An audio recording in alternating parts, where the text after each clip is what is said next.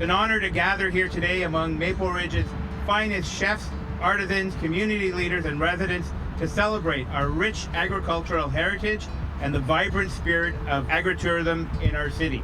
North Fraser stands for so much growing. There's so much farming over here. Culinarily, you have all these ingredients going out not only to the local restaurants, but Fraser Valley all the way to Whistler. It's lovely and green and picturesque and beautifully situated in a valley. So I've always been very fond of Maple Ridge as a place to source my ingredients and my cooking.